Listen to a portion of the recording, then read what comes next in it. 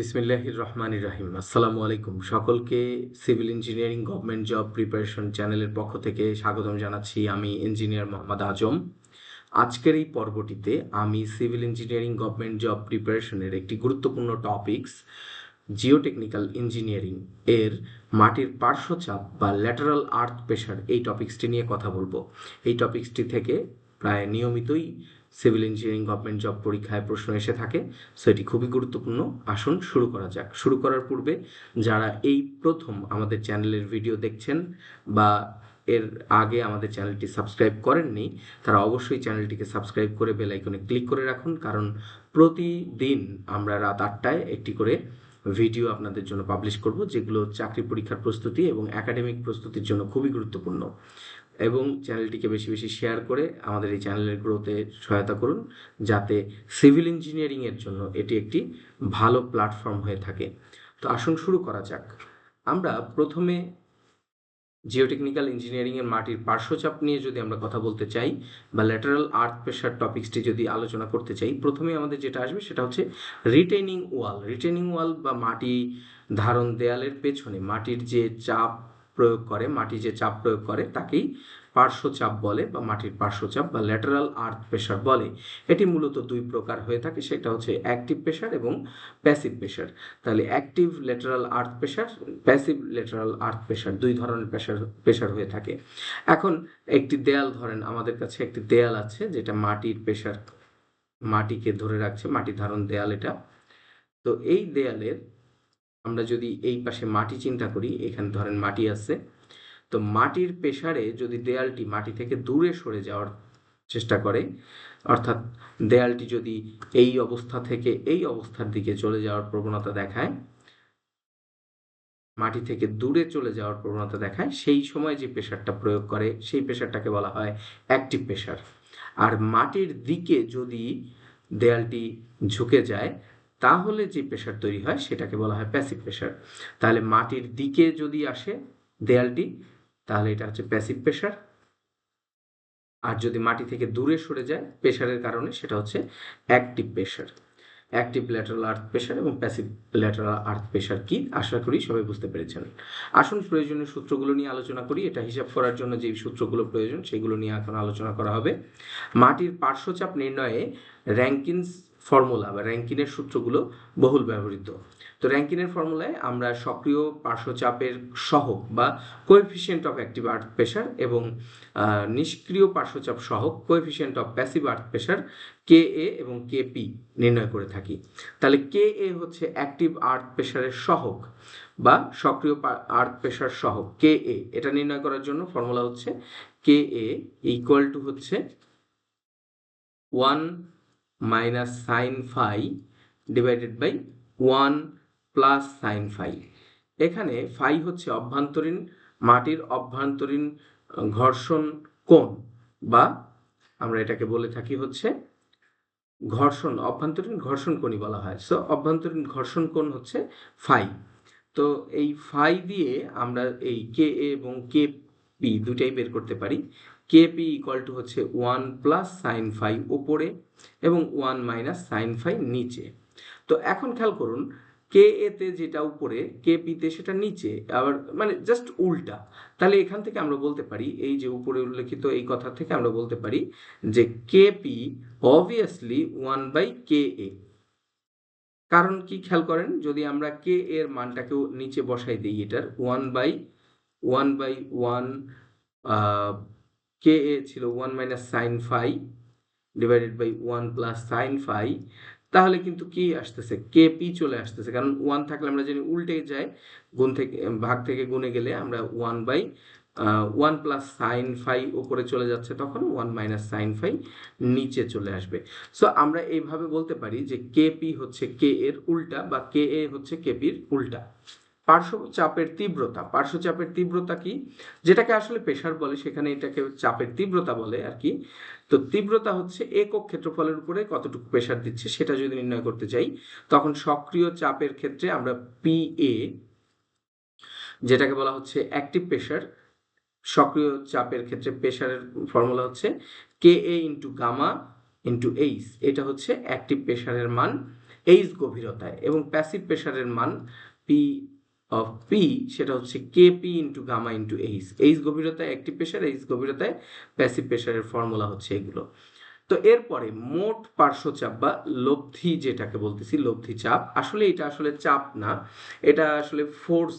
মোট ফোর্স কতটুকু সেটা হচ্ছে সক্রিয়তার ক্ষেত্রে হচ্ছে পি পি বলতেছি আমরা যেটাকে, মোট লব্ধি চাপ যেটা সক্রিয় লব্ধি চাপ, এটার একক কিন্তু হবে হচ্ছে kilo newton per metre square, but এইটার একক জাস্ট কিলো নিউটন হবে। তার মানে এটা আসলে মোট বলটাকেই প্রকাশ করে, যদিও এখানে বলা হয় চাপ। মোট চাপ বা লব্ধি চাপ বললে বুঝতে হবে ওটা মোট ফোর্সটাকে বের করতে বলা হয়েছে। সেটার ফর্মুলা হচ্ছে হাফ কে এ গামা ইন্টু এইচ স্কোয়ার, এবং এটা হচ্ছে সরি অ্যাক্টিভের ক্ষেত্রে এখানে এ হবে পি এ,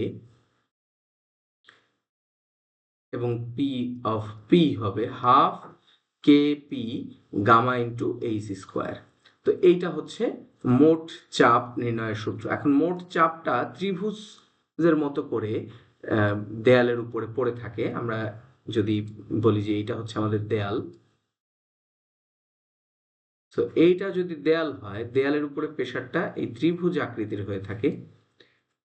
তো ত্রিভুজ আকৃতির কারণ যত গভীরতা বাড়ে, গভীরতা বাড়ার সাথে সাথে চাপের মান বাড়ে, অর্থাৎ ত্রিভুজের মতো চাপের মান বাড়লে এটা ত্রিভুজ আকার হয়ে যায়। নিচের দিকে দেখেন বলের মান বেশি, উপরের দিকে বলের মান আস্তে আস্তে কমতে কমতে জিরো হয়ে যাচ্ছে। তো এটা কিরকম, যদি আপনি একটা পাত্রে পানি রাখেন, দেখেন পানির যত গভীরতা বাড়বে চাপের মান কিন্তু তত বাড়ে। সো এই একইভাবে মাটির গভীরতা বাড়ার সাথে সাথে চাপের মান বাড়তে থাকে, এবং এই মোট চাপ এই ত্রিভুজের ভরকেন্দ্রে কাজ করে। ভরকেন্দ্রটা আসলে কি? ভরকেন্দ্র হচ্ছে ত্রিভুজের এই হাইট যদি আমরা সমান 3 ভাগে ভাগ করি, এইচকে 3 ভাগে ভাগ করলে ঠিক মাটি থেকে 3 ভাগের 1 ভাগ উচ্চতায় এই মোট চাপ কাজ করবে। তাহলে আমরা বলতে পারি h/3 লব্ধি চাপের অবস্থান কি হবে? লব্ধি চাপের অবস্থান হবে h/3। লব্ধি চাপ সাধারণত দেয়ালের ভূমি বা বেস থেকে h/3 উচ্চতায় কাজ করে। এখন আমরা একটু গাণিতিক উদাহরণে চলে যাব, যে গাণিতিক উদাহরণগুলো এই টপিকস থেকে বিগত সালে পরীক্ষায় এসেছে। তো এটা বিএডিসি পরীক্ষায় আসা সক্রিয় পার্শ্বচাপ এবং লব্ধি নির্ণয়ের সূত্র থেকে আসা একটি অঙ্ক।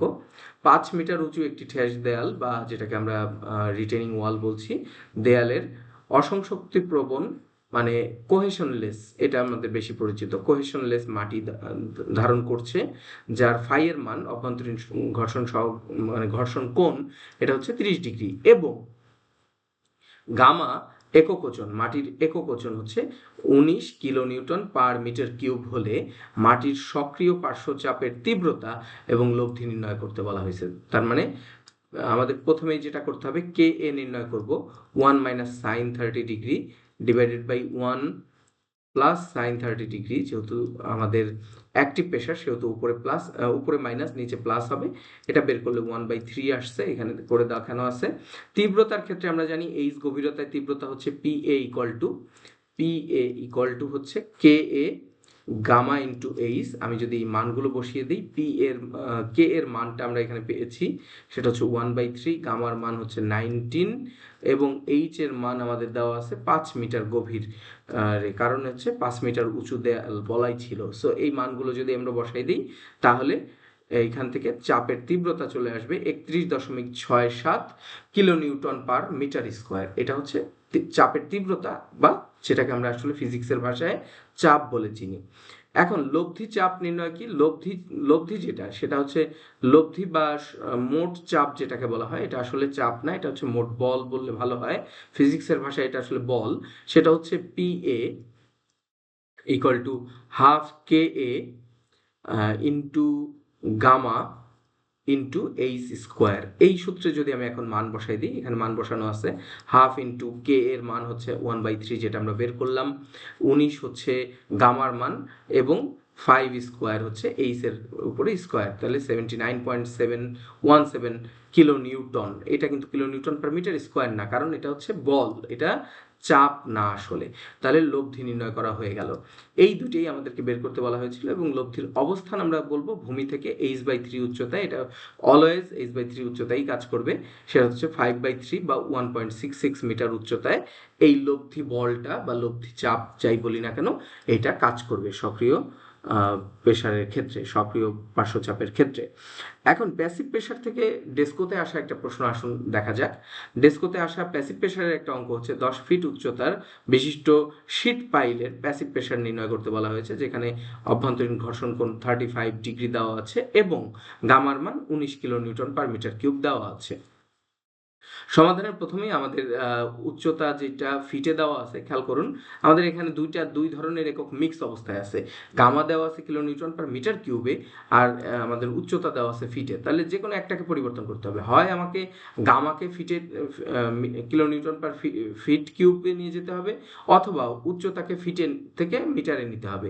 তবে যেটা সহজ সেটাই যাব আমরা উচ্চতাটাকে কি করলাম, ফিট থেকে 3.28 দিয়ে ভাগ করে এটা কনভার্ট করে নিলাম মিটারে, তাহলে 3.04 মিটার, কারণ আমরা জানি 3.28 ফিট সমান সমান হচ্ছে 1 মিটার। তাহলে আমরা পেয়ে গেলাম এটা হচ্ছে 10 ফিটটা আসলে 3.04 মিটার।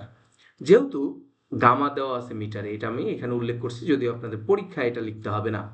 তো সহগ নির্ণয় করার জন্য আমরা কে পি, যেহেতু প্যাসিভ প্রেশার সেহেতু 1 plus sine 35 divided by 1 minus sine 35 করে আমরা কে পি এর মান 3.69 পেয়ে গেলাম। এটা হচ্ছে মানে প্রেশারের সহগ, প্যাসিভ প্রেশারের সহগ। সো প্যাসিভ প্রেশারের সহগ নির্ণয় করা হয়ে গেল, coefficient of passive pressure KP বের করে ফেললাম। এখন আমাদের লব্ধি চাপ বের করতে বলেছে। আমাদের প্রশ্নে বলা আছে যে আমাদের বের করতে বলা হয়েছে প্যাসিভ প্রেশার নির্ণয় করো। সো প্যাসিভ প্রেশার নির্ণয় করতে বললে আমরা লব্ধিটাই নির্ণয় করে দিব। So P of P half K P into gamma into H square, এই মানটা যদি আমরা এখানে বসাই দিই তাহলে এটা আসতেছে 323.96 কিলো নিউটন। এটা হচ্ছে মোট বা লব্ধি বল বা লব্ধি প্যাসিভ প্রেশার। আশা করি সবাই বুঝতে পেরেছেন। এই রকম প্রত্যেকটি পর্বে আমরা সূত্র নিয়ে আলোচনা করব প্রথম, এবং সেই সূত্র নিয়ে আলোচনা করে সূত্র দিয়ে গাণিতিক সমস্যার সমাধান করে দেখাবো। এছাড়াও আমাদের এই চ্যানেলে চ্যাপ্টার ভিত্তিক থিওরি আলোচনা করা হবে একেবারে বেসিক থেকে অ্যাডভান্স পর্যন্ত। এছাড়াও প্রত্যেকটা বিগত সালে আসা টপিক ওয়াইজ প্রশ্ন এক একটা ছোট ছোট ভিডিওতে পাবলিশ করা হবে। প্রতিদিন রাত 8টায় আমরা নতুন ভিডিও পাবলিশ করব ইনশাআল্লাহ। সেই পর্বগুলো দেখার আমন্ত্রণ রইল।